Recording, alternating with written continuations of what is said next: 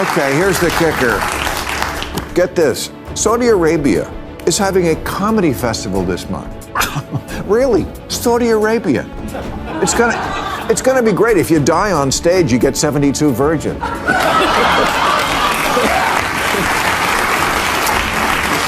And Chappelle is performing. If you told me years ago that Saudi Arabia would be cool to have Dave Chappelle speak and England might arrest him, I would have said, what are you? Saudi Arabia Jazz. Saudi Arabia is hosting a comedy festival this month, and not just with any comedians, but with Dave Chappelle, the same guy who can trigger an entire Twitter mob with one punchline. Think about that. A country where not too long ago the wrong joke could land you in prison is now more open to stand-up comedy than parts of the so-called Free West, where in England, Chappelle could probably be cuffed for saying the exact same thing. 10 years ago, if someone told me Saudi Arabia would be chill enough to host him while the UK policed tweets, I'd have laughed in their face and asked what they were smoking. Yet here we are, living in a world where Western democracies clamp down on speech, while countries, once criticized for authoritarianism, are loosening up. And this is exactly why the fight for free speech is more important than ever. Because the outrage industry, the mob that spends its life waiting to be offended, has gone from being merely annoying to actively weaponizing that outrage to silence anyone who steps outside their ideological bubble.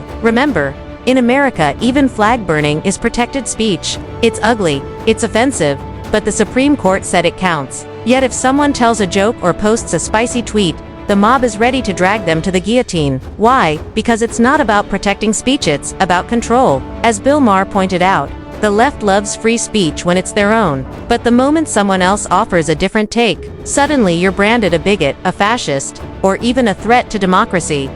Flag burning is free speech, and free speech is one of the key things that makes America great.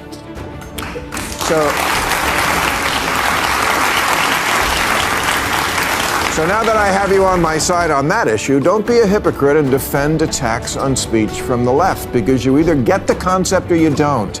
And sadly, a lot of people don't. Speech today feels like it only exists inside a carefully constructed bubble, and the second you step outside of it, you're finished. The sad part is, we used to understand this in America. Free speech wasn't optional or negotiable. It was baked into the DNA of what it meant to be American. But somewhere along the line, we raised a generation that doesn't get it. Blame the schools. Blame activist professors.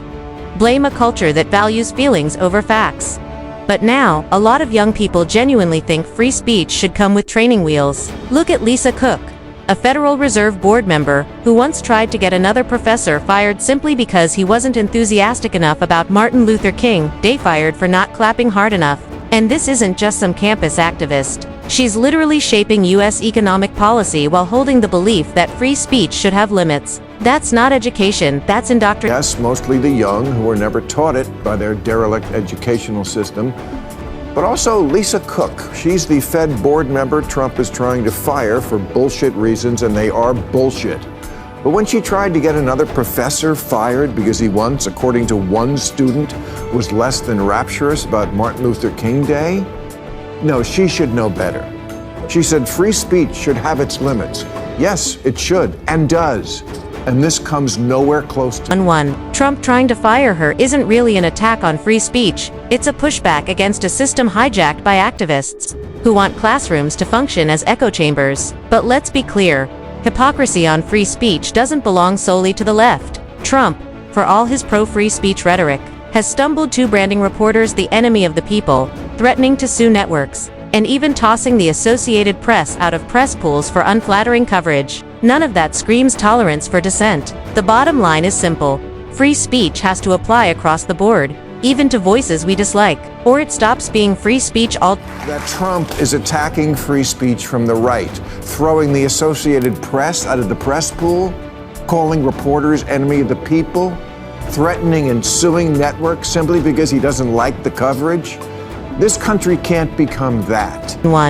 But here's where it gets even scarier. Look across the pond to Britain, a country that gave us Shakespeare, Monty Python, and some of the sharpest satire in history, now arresting comedians and writers over tweets. 12,000 arrests a year for online speech jests. 12,000 people dragged into legal trouble for words typed on a phone. Just last week, Graham Linehan, the Emmy-winning creator of Father Ted and 5-time BAFTA winner, was arrested the moment he stepped off a plane at Heathrow. His crime: not selling weapons, not plotting violence, just ranting on Twitter about gender. It also can't become what the UK is now, a place where you get arrested for tweets, something that happens 12,000 times a year now in Britain. Last week, the Irish sitcom writer Graham Linehan, who's won an Emmy and 5 BAFTA awards, got off a plane at Heathrow and got arrested by 5 British cops. Not because he was selling drones to the Houthis, just because he's a crank who spends way too much time online ranting about gender identity. 1111. Meanwhile, in Germany, a man called a politician a pimmel, basically slang for dick, and that single insult triggered a full-blown police raid. Imagine that. Not corruption, not violence, just name-calling, and suddenly the state comes knocking at your door. Honestly, the only thing more ridiculous than overreacting to an insult like that is proving the insult true by responding with a raid. Talk about Germany, a guy called a politician a pimmel, which is the German word for and it triggered a police raid. What a pimmel move. 1111. The irony is staggering. If men hadn't been allowed to dress as women, half of British comedy wouldn't even exist. Shakespeare would vanish, and Monty Python would be over in 20 seconds. Yet today, comedians are being censored by the very governments that once treated satire as a national treasure. That's why Ricky Gervais' words land like a hammer. If you don't believe in someone's right to say things you find grossly offensive, then you don't believe in free speech at all. Period. British comedy wouldn't exist.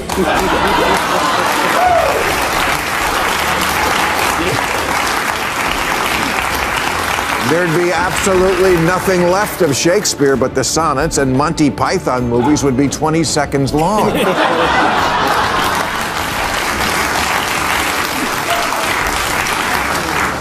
But in the words of that great Brit, Ricky Gervais, if you don't believe in a person's right to say things that you might find grossly offensive, then you don't believe in freedom of speech. You shouldn't have to eat your words at the airport. The chicken Alfredo on the flight was bad enough. 11. Free speech isn't supposed to be pretty. It's messy, uncomfortable, and often means hearing things you absolutely hate. But that's the price of freedom. You don't get to cherry pick what's acceptable or say, "I'm for free speech," but only if it's polite and in line with my worldview. That's not free speech, that's censorship with a PR spin. And it's not just comedians under fire. Take J.K. Rowling, one of the most successful authors alive. She voiced concerns about gender ideology politely. No lessened, the backlash was volcanic. She lost friends, got death threats, and was branded everything from a fascist to the devil. Yet she never backed down, because free speech isn't about popularity, it's about principle. Same with Dave Chappelle. He cracks a joke and suddenly Netflix employees walk out. Activists demand cancellations, and op-eds paint him as a villain. But here's the kicker: audiences still pack his shows and laugh, because deep down most people understand free speech. It may be crude, but there's plenty of non-crazy people, liberal people, who think the left has gone a little mad with trans issues. Some have expressed that opinion with literary sophistication, like J.K. Rowling.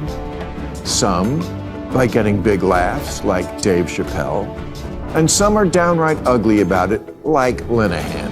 But ugly is the price of a freedom so great as speech. 1111. And then there are the truly absurd cases, like the Scottish man who actually went to court for teaching his pug to do a Nazi salute as a joke. Was it tasteless? Absolutely. But hate speech? Really? Elon Musk even watched the clip and shrugged, saying, "I don't see it." The fact that something so clear meant as a dumb joke could trigger the full force of the law shows just how. North Yorkshire in Britain faced 2 years in prison for wearing a Halloween costume depicting the terrorist who bombed the Ariana Grande concert. Bad taste? Yeah, bad taste is the whole point of Halloween. This Scottish man was found guilty of hate speech for a YouTube video where he taught his pug to salute when he said Sieg Heil. Sieg Heil! Sieg Heil!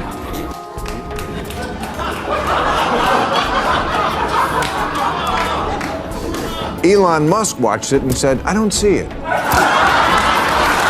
7,111. And here's the crucial difference: in America, that guy would have faced criticism, memes, maybe a Twitter mob, but in Britain, he walked away with a criminal record. That's the line between a free society and one sliding into authoritarianism. In a truly free society, bad speech is countered with better speech. In an authoritarian one, Trump tried to disappear someone for writing an anti-Israel op-ed in a student newspaper, which I found offensive, but I still would go to the mat for that person to be able to print it. And we can fight Trump on this because we have a First Amendment. England does not. And the fact that they don't, that's not a feature, that's a bug. And it's a bug that's going around. 11111111. And now Britain wants to push through the so-called pub law, a measure that would criminalize workplace harassment, not just in offices but in pubs, bookstores, basically anywhere people gather and talk. Think about that. Your local bar could turn into a surveillance zone where one off-color joke might get you reported, investigated, or even arrested. Imagine sitting in a pub with a pint in hand while having to monitor every single word that comes out of your mouth. That's not Kanye, this dog. They're all wrong, and they all have the right to be wrong. Britain is now considering the so-called pub law. Okay, it's not just about pubs. It's a workplace bill aimed at preventing any kind of harassment in the workplace, including verbal remarks overheard. Okay, problem is, a pub is a workplace, so is a bookstore. Would a major chain like Waterstones risk hosting a book signing by a controversial author like J.K. Rowling? And pubs? People go to pubs for two reasons: to drink and to exercise their inalienable right to talk 11111111. Meanwhile, Saudi Arabia, yes. Saudi Arabia is out here hosting Dave Chappelle. Do you see the irony? The very countries we use to lecture about free speech are moving in the right direction, while the West is sliding backwards. And let's be crystal clear. Once free speech is gone, every other freedom dies with it. History has proven this time and again the right to question, to debate, to offend is the lifeblood of democracy. Strip that away. Here's the kicker. Get this. Saudi Arabia is having a comedy festival this month. Really? Saudi Arabia. It's gonna be great. If you die on stage, you get 72 virgins.